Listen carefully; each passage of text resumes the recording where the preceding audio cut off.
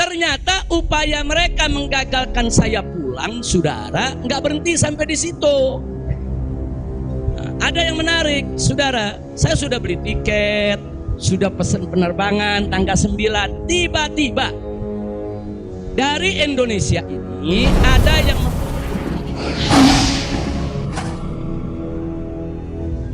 fa nas'alullah subhanahu wa ta'ala ayyahdiyana ila siratikal mustaqim wa yaj'alana minal muttaqin wa yudkhilana jannatahu jannatan na'im, amin ya rabbal alamin. Segala puji kita panjatkan bagi Allah Jalla Jalaluh. Saya bersyukur sekali kepada Allah, sangat berbahagia pada hari ini akhirnya saya sekeluarga bisa kembali pulang ke rumah. Alhamdulillahirabbil alamin. Dan saya juga mengucapkan terima kasih secara khusus kepada pengurus Dewan Pimpinan Luar Negeri Front Pembela Islam Saudi Arabia. Beberapa pengurusnya ikut dengan saya pada hari ini. Mereka ikut mengawal dari Mekah, Jeddah sampai ke tempat ini. Di antara yang ikut ada Ustadz Abdul Hakim selaku sekretaris dari FPI Saudi. Kemudian ada juga Ustadz Son Haji, Ustadz Jazuli, Ustadz Ehsan. Kemudian juga ada Habib Abdullah Maulad Dawilah. Ditambah lagi Habib Abu Bakar Mugebel. Jumlah semua kami berangkat dari sana ada 18 orang. Alhamdulillah semua dimudahkan. Kita doakan mereka-mereka yang telah dengan setia menemani kita, membantu kita sehingga semua urusan menjadi lancar. Jazahumullahu khairal jaza. Nah, baiklah ya ikhwan. Yang pertama ingin saya sampaikan di sini, saya sekeluarga selama tinggal di kota suci Makkah tidak ada kesulitan apapun. Jadi kita tidak ada kesulitan, kita tidak ada kesusahan. Walaupun ada pihak lain yang mencoba untuk membuat saya sulit, membuat saya susah, tapi alhamdulillah tidak pernah berhasil. Wa yamkuruna wa yamkurullah wallahu khairul makirin. Jadi kalau saya malu sekali kalau saya harus katakan, oh di Mekah ini susah, kita diasingkan, kita dijauhkan. Enggak. Di Mekah nikmat, baladan aminan mubarakat. Kita mendapatkan kenikmatan di Mekah luar biasa. Di sini saya banyak kawan, sampai di Mekah saya dapat kawan juga tidak kalah banyaknya. Di sini kita punya jamaah, sampai di Mekah juga kita punya jamaah. Di sini kita punya pengajian, sampai di Mekah juga kita buka pengajian. Di sini kita punya gerakan dakwah, ternyata di Mekah juga kita buka gerakan dakwah. Jadi artinya nggak ada yang kurang. Bahkan sekali lagi kita katakan di Mekah ini tentu punya kelebihan yang luar biasa untuk ibadah 100.000 kali lipat ganjarannya. Sebetulnya kalau ingat 100.000 kali lipat kayaknya nggak mau pulang ya. Habib 100.000 kali lipat begitu sampai Tamburan satu lagi nilainya. Nah, di Petamburan nilainya 1, kalau di Mekah nilainya 100.000. Laulal wajibat dakwiyah, kalau tidak ada kewajiban dakwah di negeri ini saya tidak akan tinggalkan Mekah. Kita cinta Mekah, Mekah luar biasa, satu negeri yang memang penuh keberkahan. Baladan aminan mubarakat. Jadi sekali lagi selama kita di Mekah, alhamdulillah. Kalaupun ada sedikit tantangan-tantangan, sedikit kesulitan-kesulitan, tapi semua itu bisa atasi dengan mudah ya ikhwan. Nah baiklah. Kemudian yang perlu saya sampaikan juga ya ikhwan, di tempat ini kenapa muncul aneka ragam isyaat, yaitu isu-isu, gosip, rumor dan lain sebagainya. Katanya saya mau ditangkap lah, mau dideportasi lah, kemudian juga overstay lah dan seterusnya. Jadi yang ingin saya sampaikan di sini, ya saya memang overstay pada awalnya. Jadi sebulan sebelum visa saya habis, saya waktu itu mendapat pencekalan, tidak boleh pulang. Nah, tapi pencekalan tersebut bukan karena melanggar aturan, bukan karena melanggar ketentuan keimigrasian, bukan.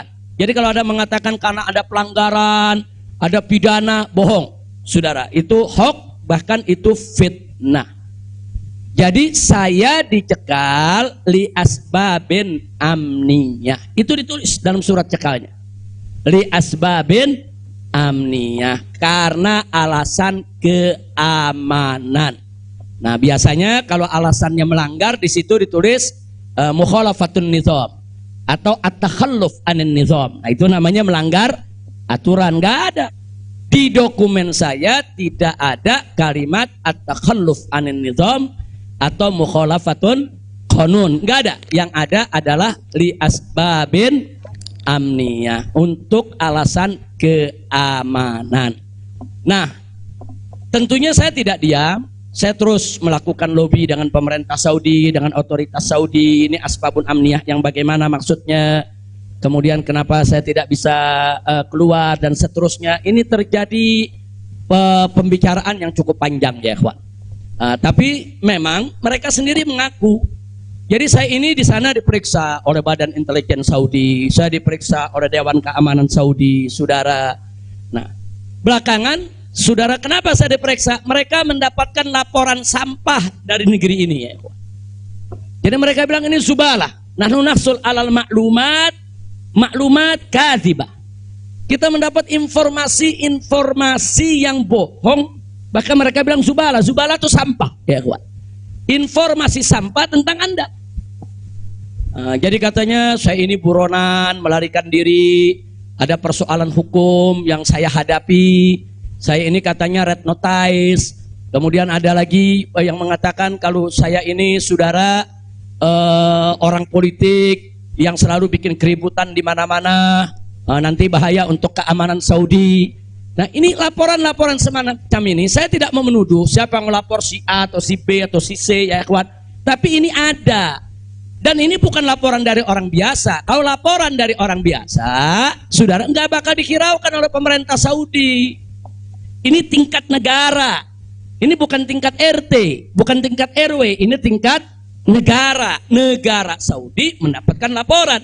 Berarti yang memberikan laporan ini, saudara, ini tingkat tinggi juga. Nah, tapi ala kulli hal semua kita buktikan. Mereka bilang, apa betul? Anda ini punya kasus hukum. Ada 2 kasus hukum, satu di Jakarta, satu di Bandung. Saya katakan kepada mereka, saya tidak punya kasus hukum. Mana buktinya? Saya punya SP3. SP3-nya saya terjemahkan ke dalam bahasa Arab. Kayaknya dalam sejarah nggak pernah ada SP3 diterjemahkan ke dalam bahasa Arab. Sebab kalau saya serahkan SP3, ya tentu kan polisi di sana nggak paham, intelijen di sana nggak paham apa isinya, apa maksudnya. Kita terjemahkan dalam bahasa Arab. Kita buat dokumen resmi, terjemah resmi. Jadi saya katakan, tuduhan apa yang Anda dapat dari pemerintah Indonesia? Oh, Anda ini melarikan diri dari Jakarta karena ada kasus hukum. Saya tunjukkan, ini SP3. Silakan Anda baca. Begitu mereka baca, mereka kaget. Oh, ini kan hukum sudah selesai. Kenapa kok masih dilaporkan Anda tetap bersalah? Jadi pemerintah Saudi sendiri yang menilai ya. Nah, kemudian yang kedua, waktu kasus Bandung, saya bilang juga udah nggak ada perkara. Punya SP3, saya terjemahin lagi SP3-nya. Saudara. Nah, terakhir mereka bilang katanya Anda ini dikejar-kejar badan intelijen dari negara Anda. Saya bilang enggak, saya nggak punya persoalan dengan badan intelijen. Oh, tapi ini ada laporannya. Anda bisa buktikan kalau Anda tidak punya permasalahan dengan badan intelijen Indonesia? Punya. Loh, apa buktinya? Saya punya dokumen perjanjian antara saya dengan badan intelijen negara Indonesia. Saya terjemahkan lagi dalam bahasa Arab.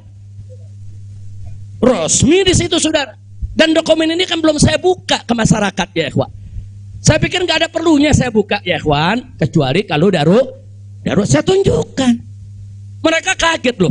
Anda punya perjanjian begini bagus dengan negara, Anda tidak punya masalah. Kok dilaporkan macam-macam? Nah, ini yang jadi persoalan ya ikhwan. Ala kulli hal, singkat cerita, kalau saya cerita terlalu panjang, saudara, akhirnya pemerintah Saudi ini, otoritas yang berwenang di bidang ini, mereka justru akhirnya minta maaf. Mereka bilang nahnu natawarrat, nahnu ghaltan, kami salah, kami sudah melewati batas wewenang yang kami punya. Kami minta maaf karena memang ini kesalahan dari informasi yang kami terima. Nah, jadi supaya Anda tahu, akhirnya mereka tidak mengganggu kita sama sekali. Nah, bahkan terakhir bukan lagi persoalan bayang safar, jangan kita deportasi. Saya ditawarkan, Habib, Anda mau pulang besok ke Indonesia atau Anda mau tinggal di sini selamanya? Silakan.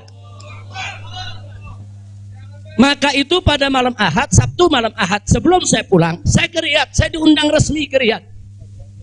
Saya diundang resmi ke Riyadh, saya ketemu petinggi di sana ya kawan. Mereka tawarkan, mau tinggal di sini, kita berikan iqamah, kita berikan izin tinggal, mau seumur hidup pun boleh. Silakan Anda memutuskan. Enggak, saya enggak punya persoalan sama pemerintah Saudi, ya kawan. Jadi bohong kalau ada yang bilang saya punya persoalan. Jadi makanya kalau pejabat tuh jangan sembarang bicara. Kalau mau bicara tuh mesti punya data dong. Masa pejabat bicara nggak pakai data? Kalau nggak pakai data, pedagang kopi di warung-warung, ya kan dagang kopi di warung nggak pakai data. Ada kopinya seduh, pakai gula, selesai kasih. Kira-kira jelas gak?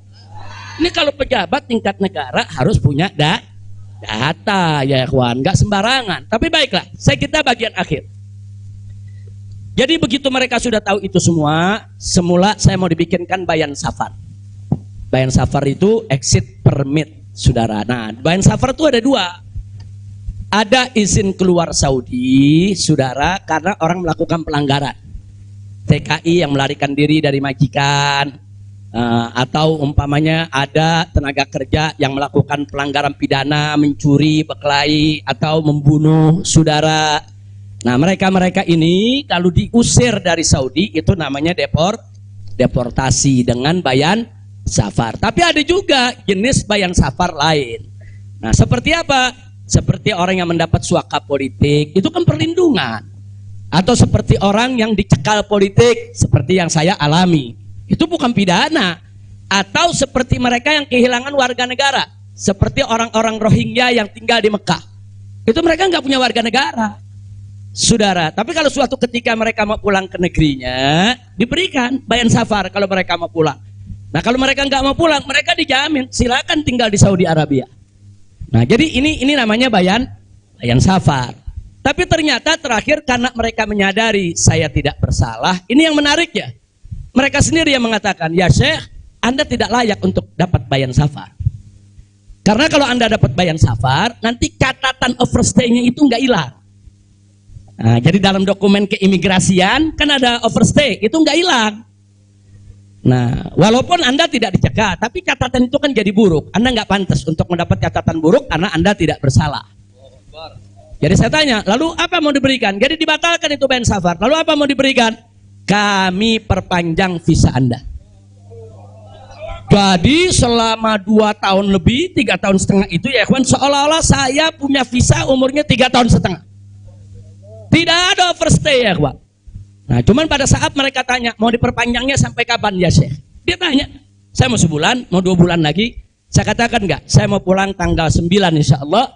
Jadi cukup bayan safar, bukan bayan safar, tamdidnya cukup sampai tanggal 11 ya kawan. Nah, cukup tanggal 11, tanggal 9 insya Allah saya pulang. Nah, jadi ini yang perlu saya sampaikan sekaligus klarifikasi, bohong. Kalau ada mengatakan saya melanggar aturan di sana, saya dicari, saya mau dipenjara, bohong.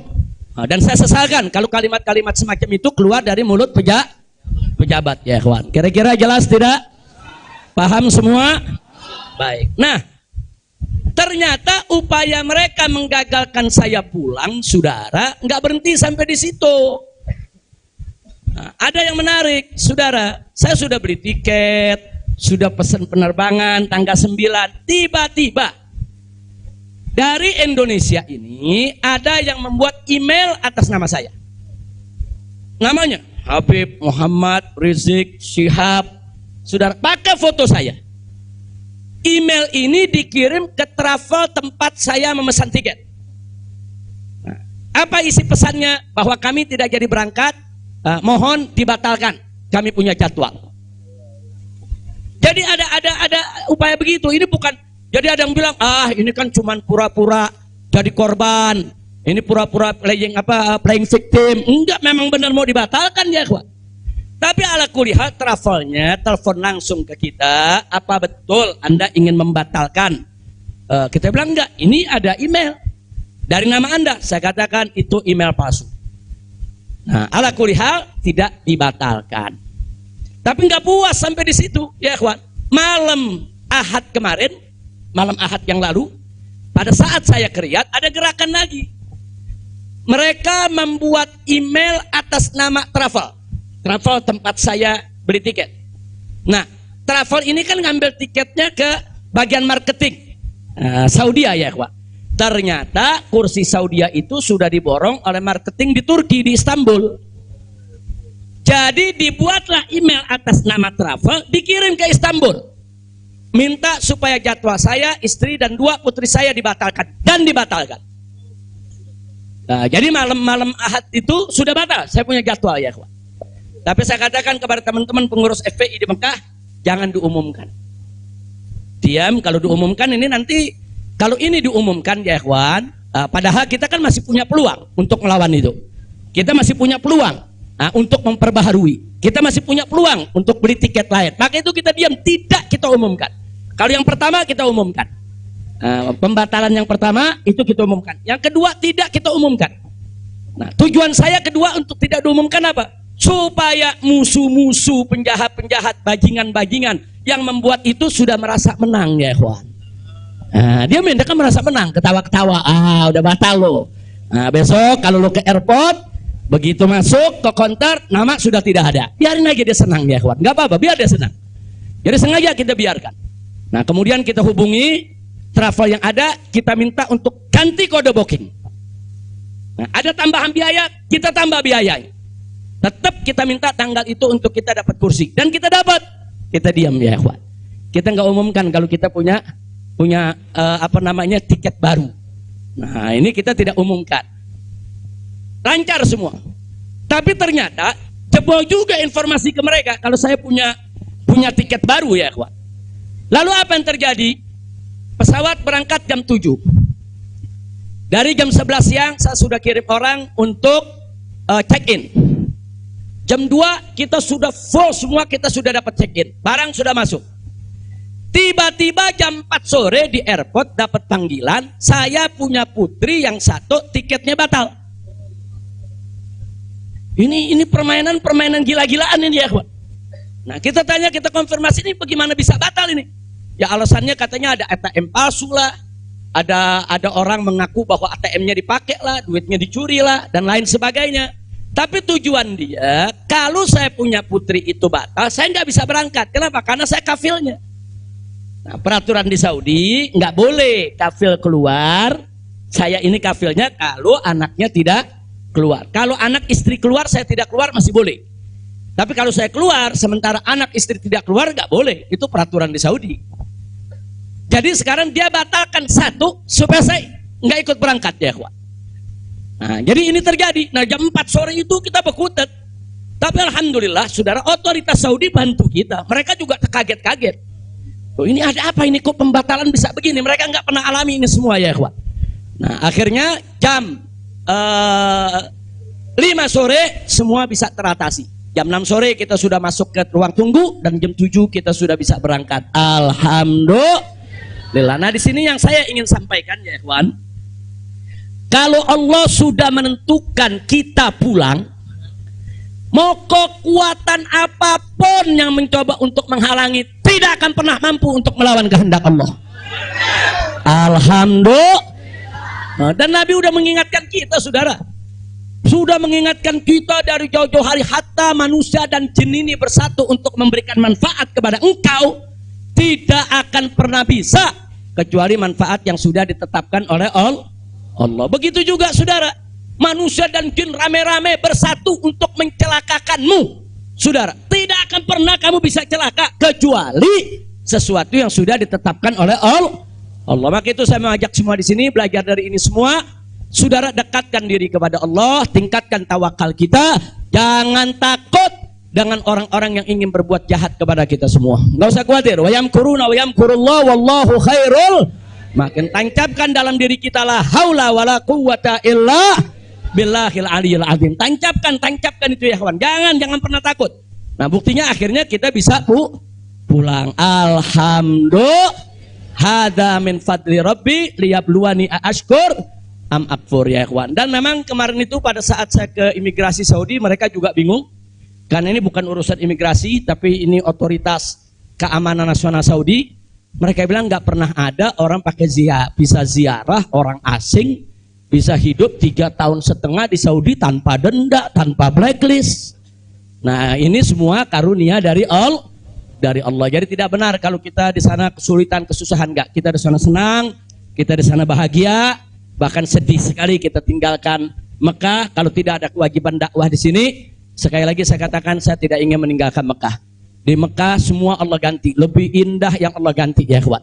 Saya di sana rezeki mengalir terus, makan, minum semua serba berkecukupan, dikit Allah tidak kurangi. Bahkan apa yang kita dapatkan di sana jauh lebih nikmat, lebih berkah ketimbang sebelum saya ke kota suci Makkah. Jadi sekali lagi, alhamdulillah, kalau kita berjuang di jalan Allah, percayalah Allah tidak akan pernah meninggalkan kita. Enggak, Allah enggak bakal tinggalin kita ya kawan. Dimanapun kita berada, Allah enggak bakal tinggalkan kita. Kalau kita berjuang untuk Allah, intan surullah yansurkum. Jika kamu ya ayyuhalladzina amanu, hai orang-orang yang beriman, intan surullah, jika kamu memenangkan Allah, membela Allah, berjuang untuk Allah, yansurkum, niscaya pasti Allah akan memenangkan kamu sekalian. Jadi jangan takut. Allah dengan caranya Allah punya kemauan ya kawan. Allah akan selamatkan kita, Allah akan lindungi kita, Allah akan beri keberkahan kepada kita. Dan selama di Mekah, alhamdulillah, saya juga sudah menyelesaikan yaitu disertasi doktor saya sebanyak 1000 halaman ya kawan, dalam bahasa Arab. Alhamdulillah semua berkah. Dan saya punya putri juga yang tinggal di Mekah, akhirnya punya kesempatan menghafal Al-Quran. Akhirnya mereka sudah lebih dari 10 juz hafal Al-Quran. Ini semua yang di sini kita nggak dapat, di Mekah kita dapat. Alhamdulillah, setiap tahun kita bisa melaksanakan ibadah haji, setiap minggu kita bisa melaksanakan ibadah umroh, kita bisa iktikaf di masjid bebas. Saya bisa ke Madinah, ke Jeddah, ke Taif, ziarah ke mana-mana tempat, tidak pernah dilarang oleh otoritas Saudi. Jadi sekali lagi saya tandaskan, kalau ada mengatakan di sana saya nih kriminal, melanggar hukum, berurusan dengan hukum Saudi, bohong. Nah begitu, sekali lagi lewat forum ini saya ingin sampaikan terima kasih kepada pemerintah Saudi. Saya sampaikan terima kasih kepada pemerintah Saudi dan apresiasi yang tinggi, di mana selama keberadaan saya 3,5 tahun di sana, mereka telah memperlakukan saya secara baik. Kemudian mereka telah memberikan segala kemudahan. Jazahumullahu khairal jaza. Ya kita yang baik kita apresiasi, yang tidak baik kita kritisi. Nah jadi kalau ada mengatakan Habib kok terima kasihnya sama pemerintah Saudi aja, pemerintah Indonesia bagaimana? Ya baik dulu dong. Kalau baik nanti kita terima kasih. Kira-kira betul gak? Betul gak? Kalau pemerintah baik wajib gak terima kasih? Wajib, kita apresiasi. Kok Habib belum terima kasih? Ya belum baik. Tunggu baik dulu. Kalau baik kita terima kasih. Kayak kemarin Pak Mahfud mengumumkan yang mau jemput silakan. Nah baik gak tuh?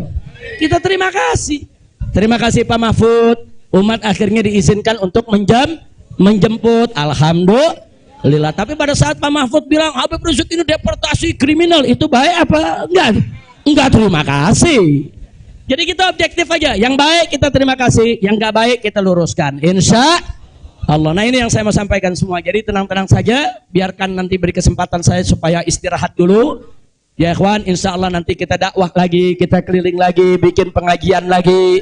Mudah-mudahan Allah Subhanahu wa taala memudahkan segala urusan kita. Jadi di sini saya mau tandaskan sebelum saya akhiri, sekali lagi kita yang ada di sini, habaib ulama, sekali lagi kita bukan musuh pemerintah. Kita bukan musuh negara. Kita bukan musuh tentara. Kita bukan musuh polisi, kita musuh kezaliman, kita musuh kecurangan, kita musuh kemunafikan, kita musuh segala kejahatan. Betul? Betul? Nggak ada kompromi saudara. Melawan kezaliman, kemunafikan, kejahatan, tidak ada kompromi. Kalau ada mengatakan Habib Rizik, bisakah ke depan ini kita melakukan rekonsiliasi? Saya katakan sekali lagi, rekonsiliasi hanya bisa berdiri atas dasar niat dan tekad yang baik ya kawan. Tapi kalau rekonsiliasi berdiri atas dasar kecurangan, kezaliman, kejahatan, saudara, tidak mungkin. Tidak ada rekonsiliasi saudara. Tidak ada rekonsiliasi saudara kalau kezaliman dibiarkan. Kira-kira jelas tidak? Takbir. Nah, jadi selama pemerintah baik, kita akan apresiasi, kita akan terima kasih. Tapi kalau mereka membuat aturan-aturan yang merugikan rakyat, yang merusak agama, saudara, yang menghancurkan akhlak, wajib untuk kita lawan. Tidak boleh kita diam, ya ikhwan. Takbir. Takbir. Siap revolusi akhlak? Shallu ala nabi. Itu yang saya mau sampaikan. Jadi sekali lagi, jadi jangan nanti dipelintir-pelintir. Kita ini musuh negara lah, musuh pemerintah lah, musuh menteri. Enggak ada. Loh, kita enggak bersaing untuk nyari jabatan kok, ya ikhwan. Enggak, kita enggak nyari jabatan. Kita bukan orang partai, kita bukan pejabat, kita bukan anggota DPR. Enggak, kita hanya menginginkan negara ini baik. Nah, ayo kita hijrah minad dzulumati ilan nur. Kita hijrah minal maksiyah ilat ta'ah. Kita hijrah minal khabith ilat thayyib. Kita hijrah dong minas sayyiat ilal hasanat. Kita hijrah, ya ikhwan. Nah, yang ada di sini pun juga wajib melakukan revolusi akhlak. Bagaimana revolusi akhlak? Kalau akhlak kita kemarin kurang baik, ayo kita perbaiki ke depan. Kalau akhlak kita kemarin alhamdulillah sudah baik, ayo kita tingkatkan lagi agar akhlak kita lebih baik. Insya Allah. Ini dengar kata revolusi, wah udah kalang kabut lagi, ya. Revolusi. Revolusi itu perubahan drastis. Revolusi itu maknanya perubahan drastis dan mendasar. Nah, jadi kalau perubahan drastis itu kemarin masih tukang bohong, hari ini langsung drastis, dia nggak mau bohong lagi. Nah, itu namanya revolusi. Tapi kalau kemarin tukang bohong, sekarang yang ngebohongnya dikurangin dikit-dikit, itu bukan revolusi. Nah, kalau ngebohongnya dikurangin dikit-dikit bukan revolusi. Itu langsung. Kemarin nggak sholat, saudara, mulai hari ini sholat dan seterusnya, itu namanya revolusi. Nah, kemarin suka ngebohong, nah, tahu-tahu sekarang tidak mau ngebohong lagi, itu revolusi. Kira-kira jelas gak? Jadi revolusi itu perubahan drastis dan mendasar. Jadi jangan pikir revolusi itu pakai senjata, bunuh-bunuhan, potong-potongan.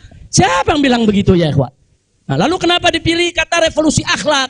Kenapa bukan revolusi moral, revolusi budi pekerti, revolusi mental? Saudara, karena kata akhlak itulah yang dipakai oleh Nabi kita Muhammad Sallallahu Alaihi Wasallam. Nggak ada kata yang lebih baik kita pilih kecuali kata yang digunakan oleh Nabi Muhammad Sallallahu Alaihi Wasallam. Kalau kita mau tahu siapa itu bapak revolusi akhlak di dunia, ya Nabi kita. Nabi kita itu pejuang revolusi akhlak. Nabi kita itu pahlawan revolusi akhlak. Nabi kita itu saudara yang meletakkan dasar-dasar revolusi akhlak. Sebagaimana Nabi sabdakan dalam hadisnya, innama bu'itsu liutammima makarimal akhlak. Nah, jadi karena Nabi yang menggunakan kata akhlak, ya kita lebih suka pakai istilah akhlak. Kenapa nggak pakai mental? Karena kata mental dipakai sama Karl Marx. Ya, Karl Marx yang pakai, gembongnya komunis, makanya saya nggak mau pakai, ya kawan. Kecuali kalau Nabi pakai kata mental, ya saya pakai mental. Kalau Nabi pakai kata budi pekerti, saya pakai budi pekerti. Nabi pakai kata apa? Akhlak. Berarti kita perlu pakai kata apa? Siapa suri tauladan kita? Siapa contoh kita? Shallu ala nabi. Allahumma shalli wa sallim alaihi. Kira-kira jelas gak? Paham semua? Alhamdulillah. Saya pikir itu yang bisa saya sampaikan. Terima kasih banyak. Jangan semua diborong di sini. Nah, kan kita masih mau ceramah di mana-mana, insya. Tuh, Bandung udah main pesen aja, Beb, di Bandung, Beb. Nah, insya Allah nanti kita ke Bandung, kita ke Madura, kita ke Lombok, kita ke Aceh, kita ke Pontianak, kita akan keliling semua untuk terus melanjutkan dakwah. Ustadz Maher, Medan, shallu ala nabi. Alhamdulillah ada Ustadz Maher di belakang. Ustadz Maher mestinya duduk di depan, Ustadz. Tal. Lampung, insya Allah. Palembang, insya Allah. Nah, ini Habib Hamid bilang jangan jauh-jauh dulu, Pondok Rangon, Jakarta. Al-Jiran Ahad katanya. Oke, insya Allah kita lihat, mudah-mudahan saya sehat walafiat. Dan tadi saya minta maaf, ada sempat kecapean kita. Akhirnya saya turun, saya nggak bisa lagi berdiri. Sempat tidur 10 menit itu di bawah, nggak kuat karena dehidrasi. Itu terlalu haus, terlalu capek, ya kawan. Tapi alhamdulillah setelah 10-15 menit kita bisa berdiri lagi. Alhamdulillah. Nah, itu saja yang bisa saya sampaikan. Jazakumullah khairal jazak.